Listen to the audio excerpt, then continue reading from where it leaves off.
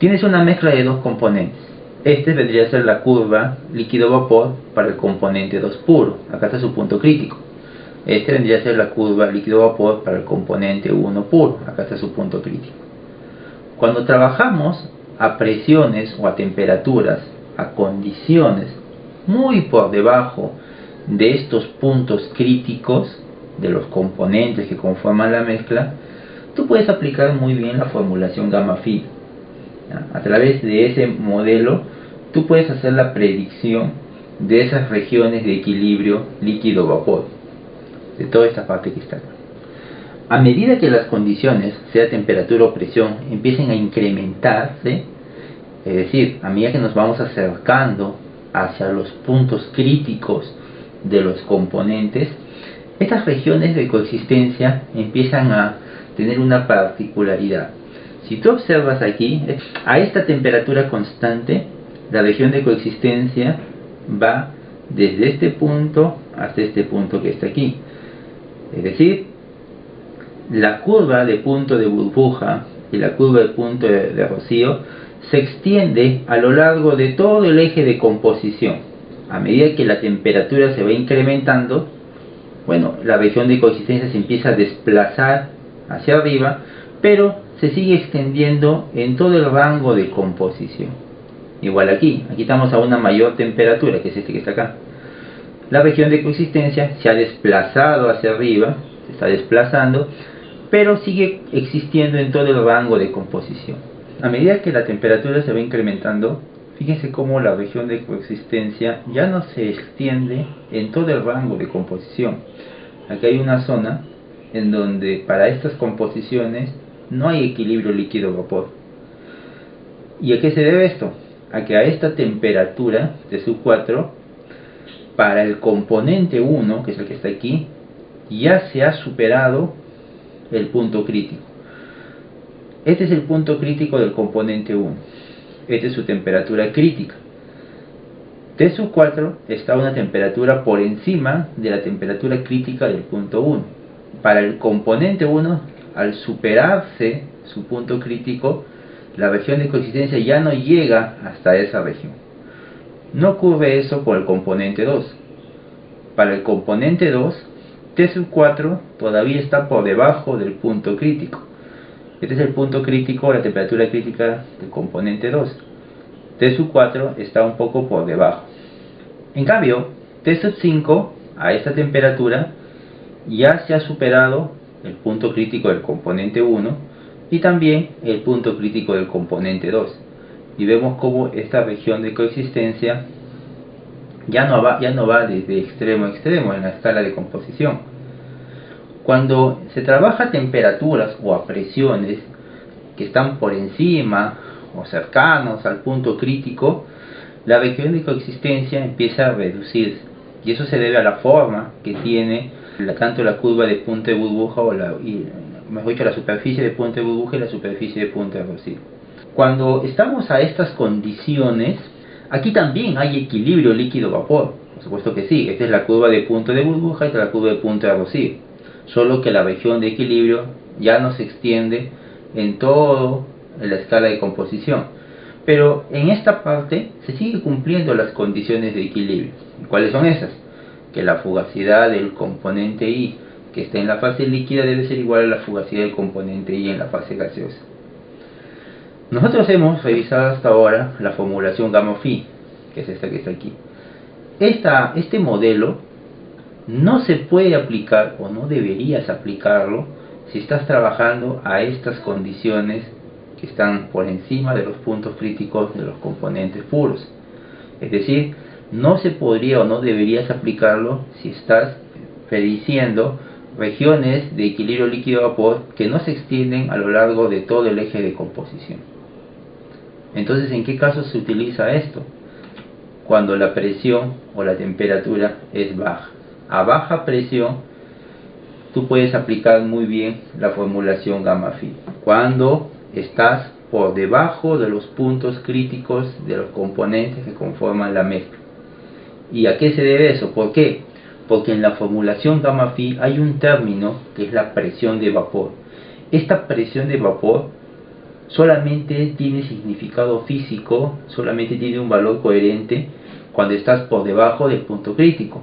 Esta presión de vapor representa esta curva que ves aquí, esta curva verde. Esta curva verde, que es la curva de equilibrio líquido-vapor para el componente puro, solamente existe, solo tiene sentido físico hasta aquí, hasta el punto crítico nada más. Si quieres verlo en este diagrama, solo tiene sentido hasta este punto para el componente 1 y hasta este punto para el componente 2.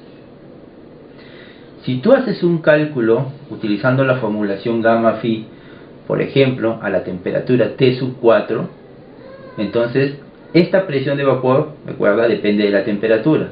Cuando tú sustituyes esta temperatura T sub 4, que es mayor a la temperatura crítica del componente 1, y lo sustituyes aquí en esta ecuación, por supuesto que vas a obtener un resultado, porque al final es matemática, tú colocas un número, vas a ver el resultado. Pero el resultado que se obtiene aquí es un resultado que no tiene sentido físico, es un resultado irreal. Por lo tanto, todo lo que describe el modelo simplemente va a ser cualquier resultado. No está prediciendo o no se puede utilizar como un valor que sea una estimación de la realidad.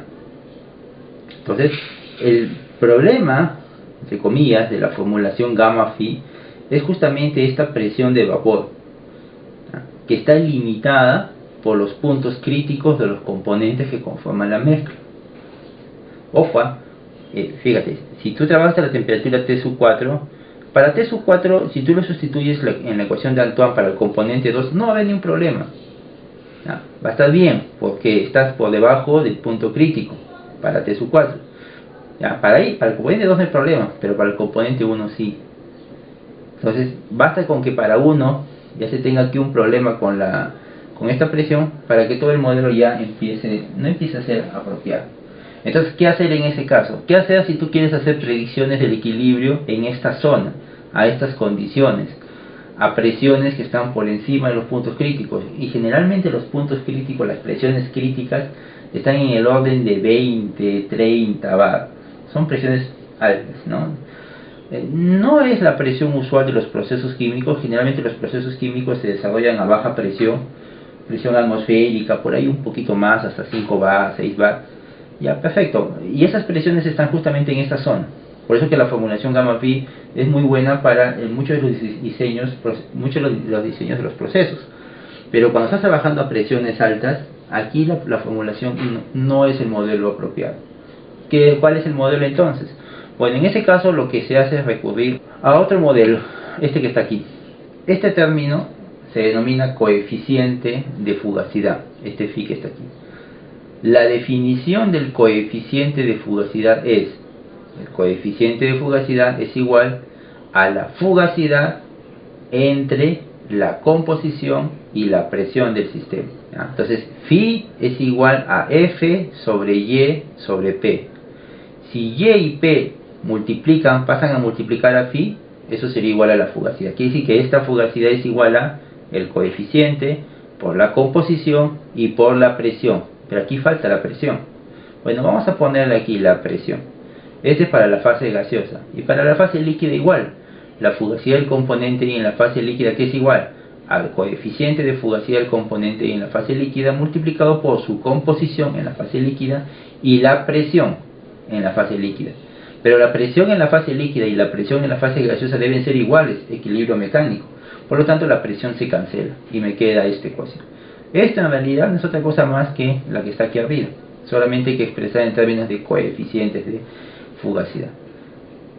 ¿Y cómo es que se calculan estos coeficientes de fugacidad? A través de las ecuaciones de estado. Con las ecuaciones de estado tú puedes determinar esos coeficientes de fugacidad. ¿Dónde se aplica estos modelos de...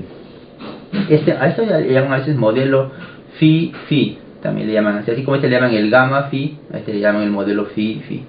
Este modelo lo aplica generalmente en esta zona, cuando estás a condiciones de presión alta. Este modelo puede predecir estas regiones de coexistencia líquido-vapor que no se extienden a lo largo de la composición. Entonces, este modelo phi-phi lo debo utilizar únicamente a estas condiciones. No, También lo podrías utilizar aquí, a estas condiciones a baja presión, sí, se puede también utilizar. Este modelo es un modelo general, que lo que en teoría deberías poder aplicarlo a cualquier condición. Se debería poder aplicar a cualquier condición. Si este modelo lo puedes aplicar a cualquier condición, a alta presión, a presión moderada o a baja presión, entonces ¿por qué utilizamos o por qué se utiliza mucho el modelo gamma phi cuando este es más general? El detalle está en que, si bien es cierto, este es un modelo general, justamente esa generalidad es una deficiencia, porque para calcular estos coeficientes tú necesitas ecuaciones de estado. Por ejemplo, la ecuación de estado de Penrose-Robinson. Con la ecuación de estado de Penrose-Robinson tú debes calcular tanto este phi gaseoso como este phi líquido. Pero nosotros sabemos que las ecuaciones de estado, si bien es cierto, bueno, son buenas herramientas para la predicción del comportamiento de los fluidos, cuando se aplican a la fase líquida, a veces los resultados no son necesariamente como uno espera.